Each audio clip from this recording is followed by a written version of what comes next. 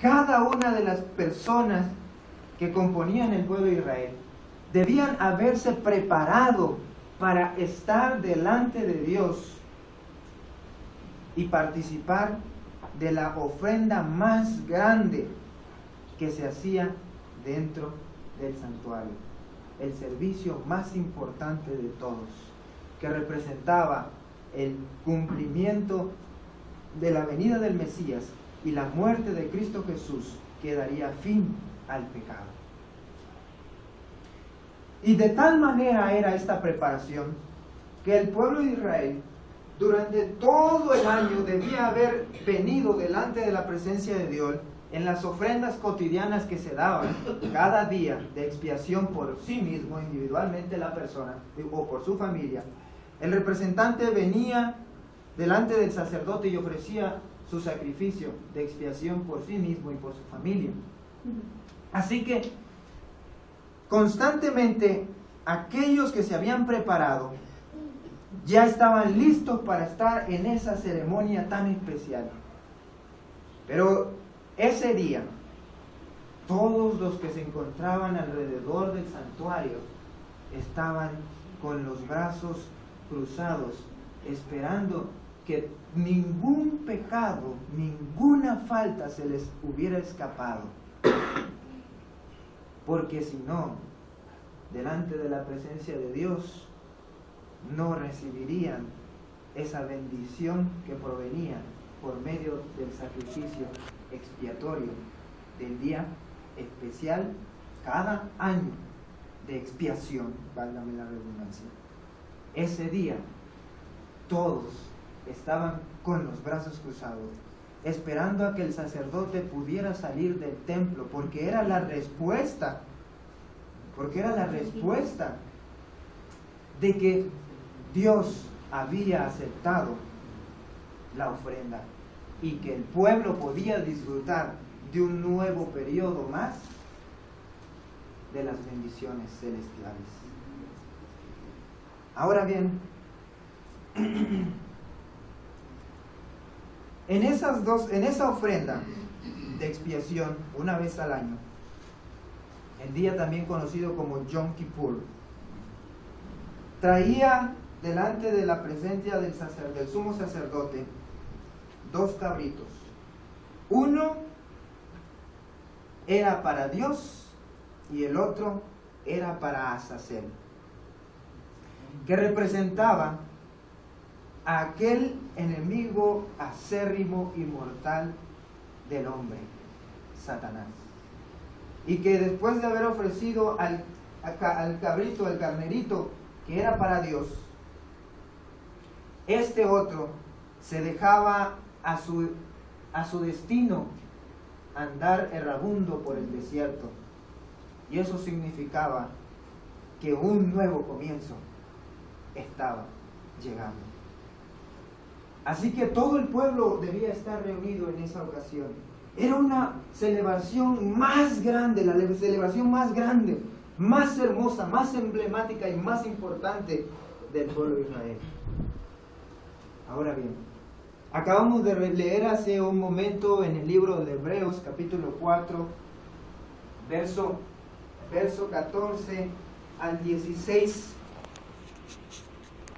¿Cómo es que el autor de este libro declara que Cristo Jesús vino a ser en este mundo ese sacerdote que ofreció ese sacrificio final?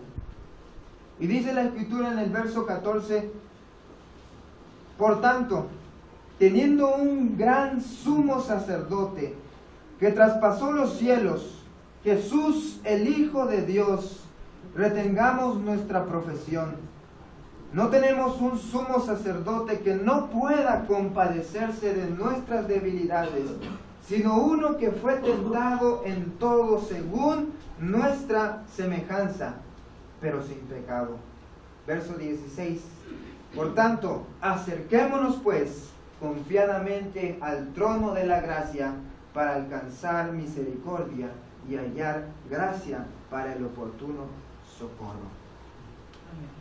Nosotros creemos que cuando Jesús ascendió al cielo, en una fecha especial que fue la de 1844, una profecía se cumplió. La misma que se realizaba simbólicamente aquí en el santuario, ocurrió en el cielo. Pablo en este libro, en este pasaje, está hablando de ese simbolismo que se cumplió de manera real en el cielo, cuando Jesús, nuestro sumo sacerdote, antes nuestro sacrificio aquí en la tierra, pasó del lugar santo al lugar santísimo, el único que podía llegar ante la presencia del Padre y ofrecer la sangre preciosa que había derramado en la cruz del Calvario, y así nosotros obtener una segunda oportunidad. Como iglesia adventista del séptimo día, creemos que Cristo Jesús fue al cielo no solamente para prepararnos lugar y luego venir por nosotros, sino para realizar una obra tal como lo hacía el sumo sacerdote en aquel tiempo en medio del pueblo de Israel en el santuario terrenal. Una obra que gradualmente ha de culminar, y que aquellos que acepten la gracia y la misericordia de Dios ofrecida en la cruz por Cristo Jesús habrán de disfrutar de las mansiones celestiales. Ahora bien, para comprender un poco más el significado de este trabajo sacerdotal que se está realizando hoy en el cielo por medio de Cristo Jesús, les voy a invitar a analizar una de las historias más hermosas que yo considero la Biblia también manifiesta este trabajo de Cristo Jesús estando aquí en la tierra como sacerdote. Vamos al libro de Lucas capítulo 17, verso 11 al 19. Esta es la historia de 10 leprosos que fueron limpiados. Yendo Jesús a Jerusalén, pasaba entre Samaria y Galilea. Al entrar en una aldea, le salieron al encuentro 10 hombres leprosos, los cuales se pararon de lejos y alzaron la voz diciendo: Jesús, Maestro, ten misericordia de nosotros. Cuando él los vio, les dijo: Id, mostraos a los sacerdotes. Y aconteció que mientras iban ellos, quedaron limpios. Entonces uno de ellos, viendo que había sido sanado, volvió glorificando a Dios a gran voz, y se postró rostro en tierra a sus pies, dándole gracias. Este era samaritano. Jesús le preguntó: ¿no son 10 los que han quedado limpios? ¿Y los 9, dónde están? No hubo quien volviera y diera gloria a Dios, sino este extranjero. Y le dijo: levántate, vete, tu fe te ha salvado. En medio del pueblo de Israel, y entre las normas que Dios estableció y que se las dio a Moisés para que el pueblo mantuviera su dignidad delante de él, existía una ley que hacía de un leproso una persona no digna ni apta para estar en medio del pueblo. La lepra en aquellos tiempos era considerada el látigo de Dios, puesto que todos los que conocían de Dios creían que la lepra era respuesta o resultado del castigo de Dios por alguna falta que había cometido esa persona que tenía la lepra. En muchas ocasiones también Jesús trató con los escribas y fariseos cuando sanó a diversas personas que estaban ciegas y paralíticas, las cuales, al verlos los fariseos, los juzgaron y sabían muy bien que ellos consideraban que esos que se encontraban así, con esas circunstancias difíciles y dolorosas, para ellos eso era el castigo de Dios, por alguna falta que hubieran hecho sus padres o él mismo. Sin embargo, cada una de estas personas debían entender que Dios no les había dado un castigo, sino que eso era la respuesta del pecado a través de los siglos hasta ese tiempo. El resultado del pecado. Bueno, Jesús se hallaba entonces en Jerusalén, pero comenzó a encaminarse hacia otro lugar, y él, dice la Escritura, pasó entre Samaria y Galilea.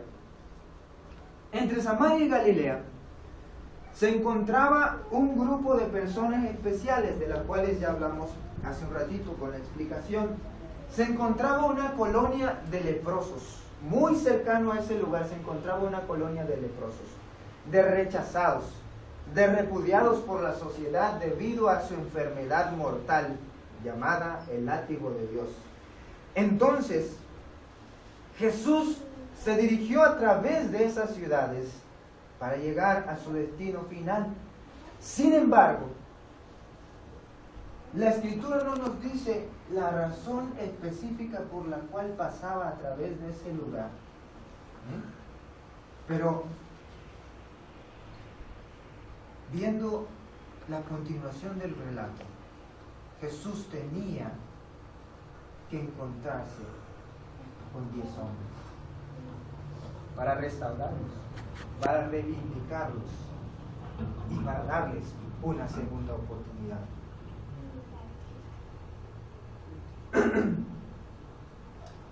Mientras Jesús atravesaba entre esas dos ciudades, 10 hombres salieron a su encuentro. Los 10 tenían lepra, y los 10 desde lejos gritaron para que Jesús se detuviera a lo lejos, y desde ahí le suplicaron que Él los sanara. Jesús, al verlos, los mandó a ir hacia los sacerdotes para presentar una ofrenda que originalmente en Levíticos 10, capítulo 10, verso 33, se debía ofrecer por el sanamiento o por la curación, por la limpieza, por la sanidad de una persona. Cualquiera de las personas que se encontraban con algún problema físico y llegaban a ser sanadas, debían ofrecer una ofrenda de gratitud a Dios. Entonces Jesús, al encontrarse con ellos, Levítico capítulo 13 y también capítulo 14 hablan sobre esas ofrendas y también sobre la situación en la cual se identificaba la lepra. Vamos a explicar un poquito acerca de Levíticos 13 y Levíticos 14 para después continuar con la historia. Levíticos 13 y 14 hacía referencia a que cuando una persona en algún momento de su trabajo, situación que estaba viviendo, contemplaba una llaga o una cicatriz sobre su piel, debía acudir al sacerdote. Y esa persona seguramente acudía al sacerdote con un pensamiento agobiado, con una tristeza grande, porque al llegar delante del sacerdote, el sacerdote debía analizar esa herida y deducir si era lepra o no. Pero antes de dar la consumación total, o es decir, como dicen ahora los doctores, determinar qué enfermedad era y decir, ¿sabes qué? No hay curación, o sí hay solución por medio de estos medicamentos. El sacerdote debía ponerlo en custodia, en cuarentena. Entonces, cuando llegaba la persona con esa cicatriz, Llegaba ante el sacerdote. El sacerdote la miraba y notaba los diferentes rasgos y colores que tenía. Y entonces le decía, es probable que no sea lepra, pero tenemos que esperar 7 días para ver si hay cambio en esta estructura que se ve como si fuera lepra. Entonces lo mandaba a cuarentena. Y estando allí en cuarentena, seguramente el hombre que se encontraba allí oraba día y noche a Dios, pidiéndole que no fuera lepra lo que tenía. Terminando ese ciclo de cuarentena, nuevamente venía ante el sacerdote observaba que la cicatriz muchas veces comenzaba a sanar, pero que aún se veía un color extraño que daba a entender que aún podía existir probabilidad de que fuera lepra. Entonces le decían nuevamente, tienes que ir otros 7 días más en cuarentena. Y lo mandaba nuevamente a ese lugar, y otra vez el hombre tenía que estar orando, pidiéndole a Dios que eso no fuera lepra. Ahora bien, una vez que salía y que notaba el sacerdote que el tono había cambiado de un color oscuro, que parece que está cicatrizando, a un color más blanco, más claro, entonces decía, es lepra. Desafortunadamente es lepra. Y a veces, antes de que dijera eso, el hombre ya tenía por otro lado, en otra extremidad, esa misma mancha. Entonces el sacerdote realmente confirmaba que eso era lepra. Y entonces lo siguiente que debía hacer ese hombre que se encontraba así, con lepra, era ponerse una vestidura negra, vendarse todo, cubrirse el rostro y salir de la ciudad sin mirar atrás y sin poder despedirse de su familia porque tenía lepra y los podía contagiar. Y aparte de eso, tenía que salir gritando, ¡inmundo! ¡Inmundo! ¡Inmundo! ¡Inmundo! Para que todo aquel que fuera por su camino pudiera evitarlo y así no contagiarse por el látigo de Dios. Ahora, imagínense la circunstancia en la que se encontraron estos 10 hombres. Cada uno regresó un día del trabajo y al llegar a su casa, su esposa les dio agua para que se lavaran las manos y notaron una mancha extraña en su brazo. Y entonces comenzaron a pensar, ¿será el castigo de Dios esto? ¿Será acaso lepra? Y seguramente cada uno de ellos acudió al sacerdote, acudió a una persona para que analizara esa herida. Y entonces, después de haber pasado el proceso que ya mencionamos, el sacerdote dijo, ¿saben qué? Tienes lepra y ya sabes qué es lo que tienes que hacer. Y estos 10 hombres, sin mirar atrás, sin poder volver a mirar a su esposa y a sus hijos y sin poderlos abrazarlos para despedirse, salieron de las ciudades, cada uno de sus respectivas ciudades, gritando, inmundo, inmundo, inmundo. La Biblia muchas veces menciona a la lepra como un significado también del pecado, porque el pecado hace separación entre Dios y los hombres, hace separación también entre esposos y esposas, hace separación entre hijos y padres, hace separación entre tíos y tías, hace separación en todo lo que Él puede tocar, lo puede corromper. Entonces, cuando la persona se encuentra en pecado, lógicamente, lo malo atrae lo malo. Y estos 10 hombres se encontraron y decidieron trabajar unidos, en conjunto. Y se dirigieron a aquella ciudad que se encontraba en aquel lugar que Jesús un día pasaría. En esa ciudad de refugiados que eran considerados pecadores. Y Dios, Jesús, tenía que pasar entre Galilea y Samaria. Cuando Jesús ahora sí se encontró con ellos, a lo lejos escuchó la gente que gritaron: ¡inmundo! Y todos los que venían con Jesús seguramente cuando escucharon eso comenzaron a correr cada uno hacia una dirección contraria, porque sabían que en ese camino venían unos hombres leprosos. Pero Jesús no se movió de ese sendero, sino que esperó a que esos 10 hombres se mostraran, y entonces contempló su necesidad, vio sus dolores. Lo interesante es que Jesús no solamente ha de haber visto sus corazones y ha de haber analizado cada una de sus vidas y cuánto habían perdido.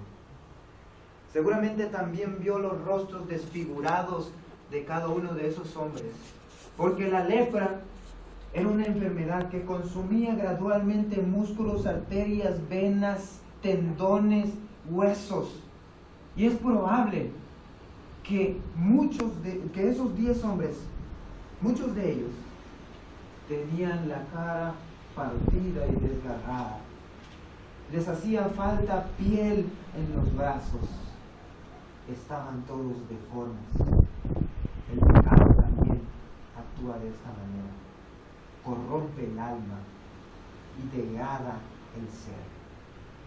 Lo hace más vil y pecador.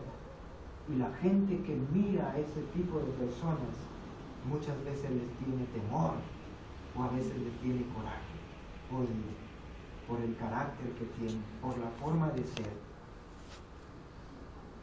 Pero Jesús miró a través de todo eso, y entonces su amor brilló. Los mandó diciendo: vayan ante los sacerdotes y ofrezcan el sacrificio que es necesario por su limpieza.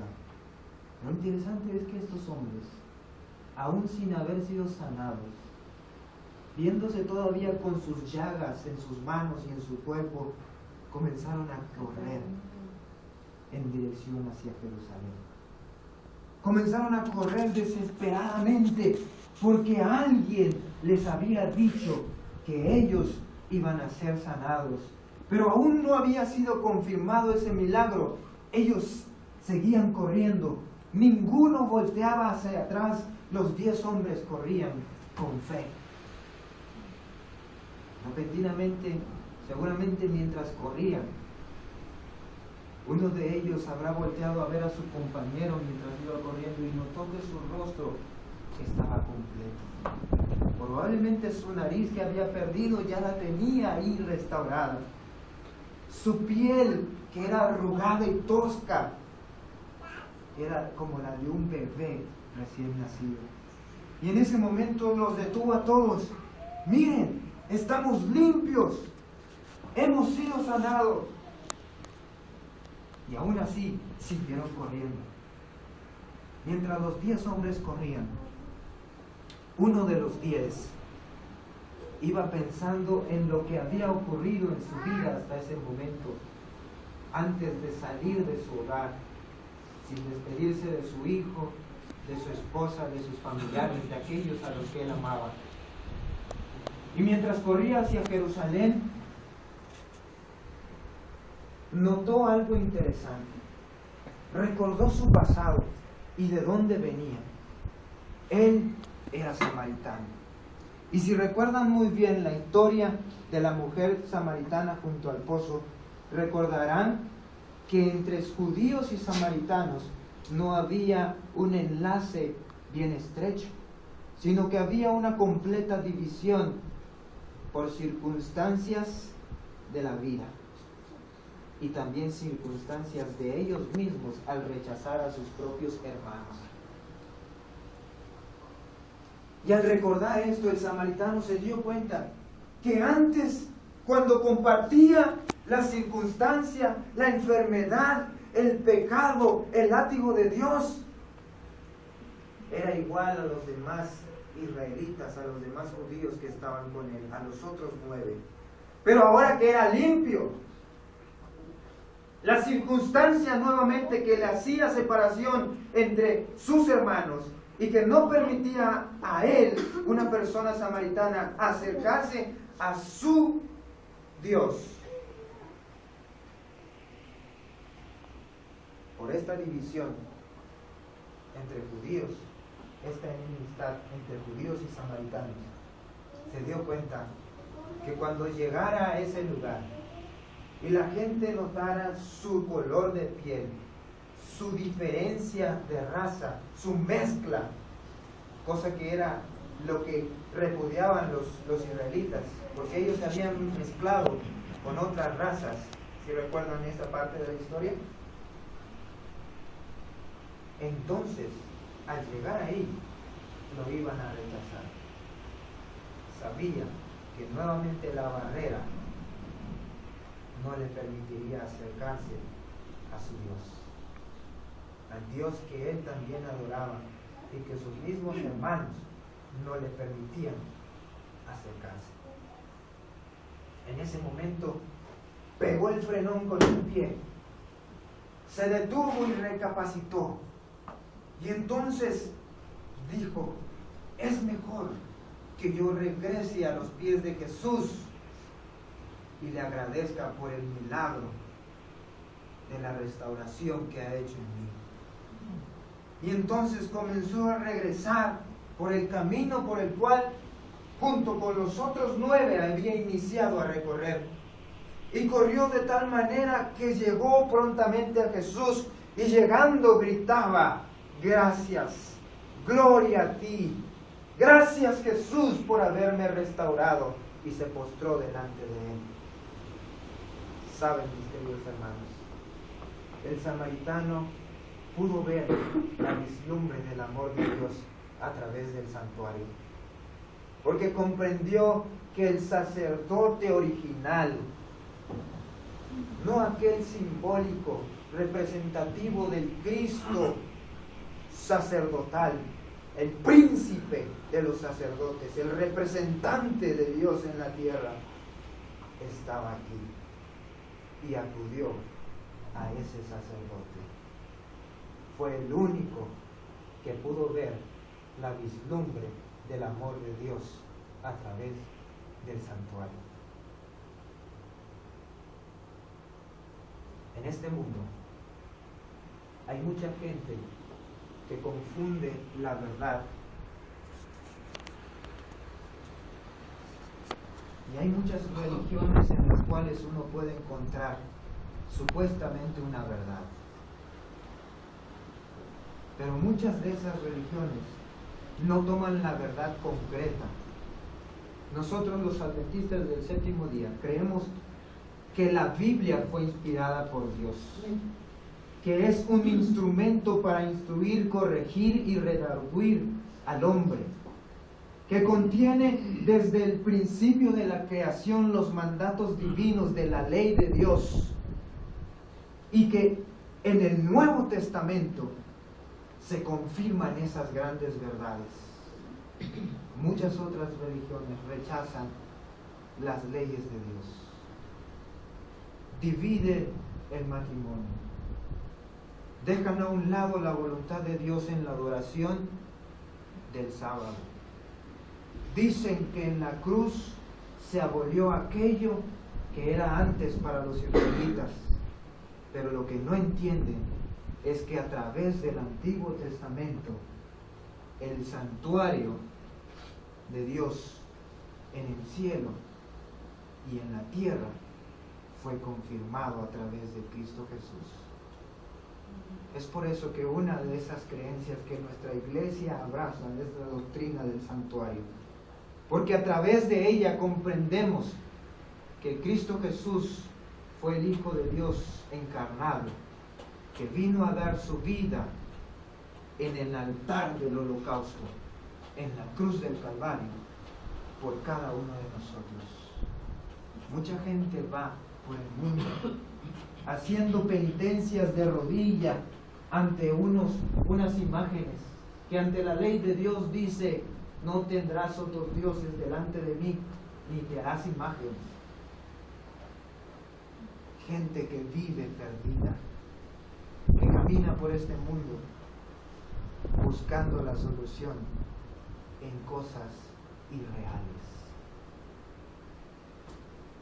Hoy Dios desea ser tu sumo sacerdote y desea que tú le identifiques como tu Salvador, y desea que hoy vengas ante la presencia del sumo sacerdote, Cristo Jesús. Como dice el libro de Hebreos, capítulo 4, verso 14, 15 y 16.